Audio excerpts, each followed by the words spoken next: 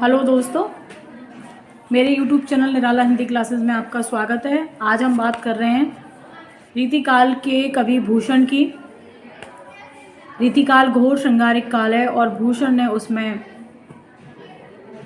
वीर रस की जो कविता लिखी है, काव्य लिखा है, वो निसंदेह बेहद प्रशंसनीय है। महाराजा सूरजमल ब्रज विश्वविद्यालय जो है उसमें सेकंड ईयर में भूषण लगे हुए हैं और महत्वपूर्ण पद जो हैं भूषण के वो मैं आपको करवाने जा रही हूँ। अभी 2 पदों की बात करूँगी मैं। तो सबसे पहला जो पद है वंदना का, उसकी बात कर रहे हैं। कह रहे हैं विकट अपार भव पंथ के चले को श्रम। श्रम का मतलब थकान, भव पंथ मतलब संसार रूपी मार्ग की बात हो रही है। विकट अपार मतलब विकट मतलब भयंकर, अपार मतलब अपार। हरण करन विजना से ब्रह्म ध्याइये। ब्रह्म ध्याइये मतलब ऐसे ब्रह्म का ध्यान कीजिए। विजना मतलब पंखा के लिए आया है, करण मतलब कान के लिए आया है, हरण मतलब हरने से है, दूर करने से। तो भूषण जो है वो इस बात को कह रहे हैं गणेश जी की वंदना करते हुए कि मैं ब्रह्म रूपी गणेश जी का ध्यान करता हूँ, जो अपने कान रूपी पंखे के झलने से इस भयंकर अपार संसार रूपी मार्ग पर चलने की जो थकान है उसको क्या कर देते हैं, दूर कर देते हैं। उनका मैं ध्यान करता हूँ, उनका मैं वंदन करता हूँ। यह लोक परलोक सुफल करन कोक नद से चरण हिये आनी के जुड़ाइए। हिये मतलब हृदय से, जुड़ाइए मतलब जुड़ जाने से।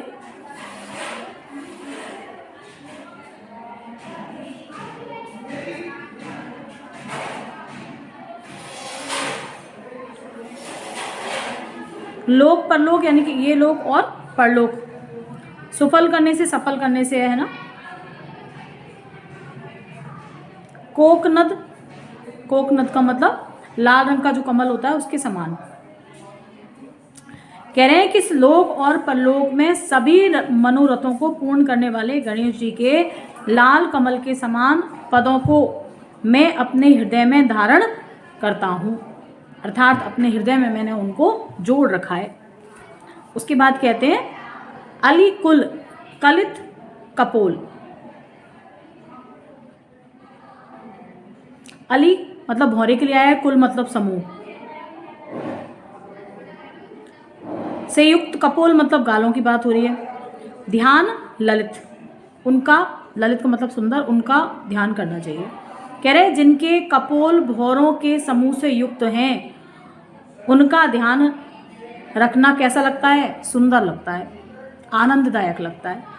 कह रहे आनंद रूप सरिता में भूषण अनहाइये। अनहाइये मतलब स्नान कीजिए। स्वयं अपनी बात कर रहे हैं कवि भूषण।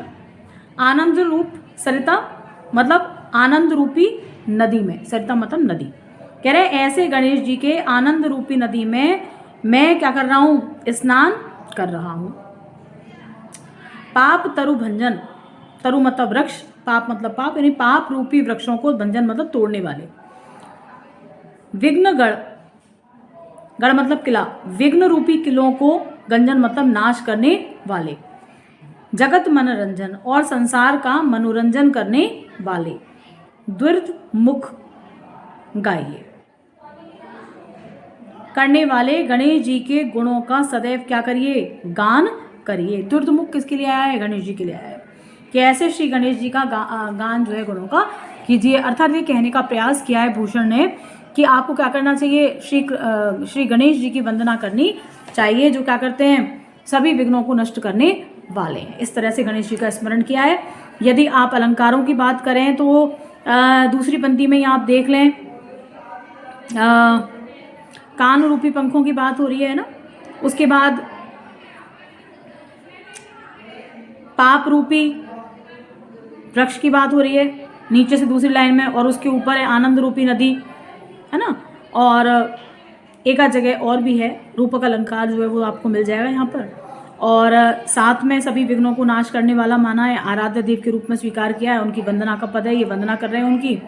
साहित्यिक विशेष में बता रही हूँ आपको। और जहाँ कहीं भी आपको वर्णों की आवृत्ति दिखाई दे वहाँ पर निसंदेह कौन सा अलंकार हो जाएगा, अनुप्रास अलंकार हो जाएगा।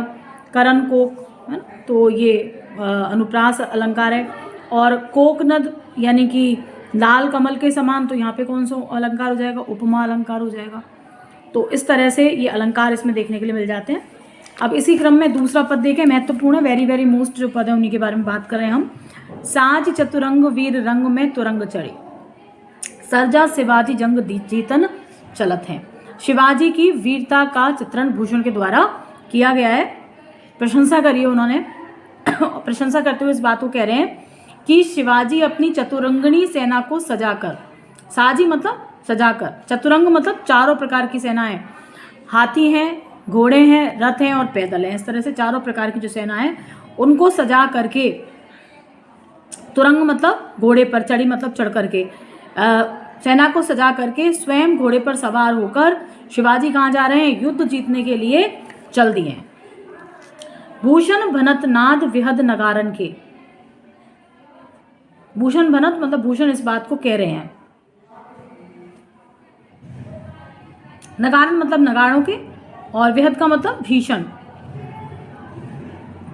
नदी नद मद गब्बरन के रलत हैं, रलत हैं मतलब चलते हैं, बहते हैं, किसी भी शब्द का इस्तेमाल कर लें आप। गब्बरन मतलब हाथियों के लिए आया है। नदी नद, नदी और नाले, मद के। कवि भूषण इस बात को कह रहे हैं कि उनके चलते समय असंख्य जो नगाड़े हैं उनका भीषण शब्द होता हुआ सुनाई दे रहा है। साथ में कह रहे हैं कि उनके हाथियों के गलगंट से टपकने वाले मद से नदी और नाले कैसे हो गए हैं, बहने लग गए हैं। उसकी बात कह रहे हैं एल फैल खेल भैल, उनकी जो सेना है बहुत बड़ी है, फैल करके चल रही है सड़क पे। खेल भैल मतलब खलबली, खलक में गैल गैल, गैल गैल मतलब गली में। कह रहे हैं कि उसके चलने से सारे संसार में खलबली मच गई है, गली कूचों में क्या मच गया है, शोर मच गया है पूरी तरह से। उसके बाद कह रहे हैं गजन की ठेल पेल सैल उछलत हैं, और उनके बड़े बड़े हाथियों की धक्का मुक्की से अथवा रेलम पेल से क्या हो गया है, पहाड़ जो है वो उखड़ने लग गए हैं। सैल मतलब पहाड़, उछलत मतलब उखड़ने लग गए हैं, धक्का मुक्की कर रहे हैं चलते समय आपस में, जिससे कि उनकी टक्करों से पहाड़ टूट रहे हैं। उसके बाद कह रहे हैं अगली पंक्ति में, तारा सो तरनी धरी धूरी धारा में लगत जिमी। कह रहे हैं उनकी सेना के चलने से इतनी धूल उड़ती है, तरनी का मतलब सूरज, तारा मतलब तारों जैसा। कह रहे हैं उनकी सेना के चलने से इतनी धूल उड़ती है कि सूरज उसमें छिपकर कैसा लग रहा है, तारों जैसा दिखाई दे रहा है। थारा पर पारा पारावार यों हलत है, और शिवाजी की विशाल वाहिनी सेना के कारण समुद्र का जल पृथ्वी पर इस प्रकार से हिल रहा है जैसे कि थाली के ऊपर क्या हिलता है, पारा जो है वो हिलता है। तो इस तरह से उनकी वीरता का, उनकी चतुरंगनी सेना की भव्यता का, उनकी ओजस्विता का, उनके प्रभाव का वर्णन जो है भूषण ने अपने इस पद के माध्यम से किया है। इम्पोर्टेंट है, बार बार आता रहा है पहले और इस बार भी आ सकता है, तो आप इसे अच्छे से पढ़ें। और अगर आप पहली बार मेरे चैनल को विज़िट कर रहे हैं तो आप थंबनेल दें और आप लाइक सब्सक्राइब शेयर ज़रूर करें।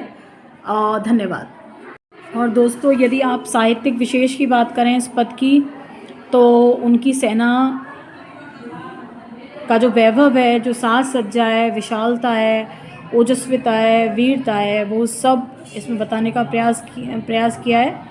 और नदी नद जो है इसमें अनुप्रास अलंकार आपको देखने के लिए मिल जाएगा। गैल गैल में पुनरुक्ति जो अलंकार है, पुनरुक्ति प्रकाश, वो मिल जाएगा। उदाहरण अलंकार मिल जाएगा। और तारा सो तरनी मतलब सूरज कैसा हो गया है, तारों के समान, इसमें उपमा अलंकार मिल जाएगा, और सबसे आखिर की पंक्ति में उदाहरण के माध्यम से समझाया तो उदाहरण अलंकार मिल जाएगा। इस तरह से ये सब अलंकार इसमें देखने के लिए मिलेंगे। वीर रस जो है वो इसका प्रधान रस है।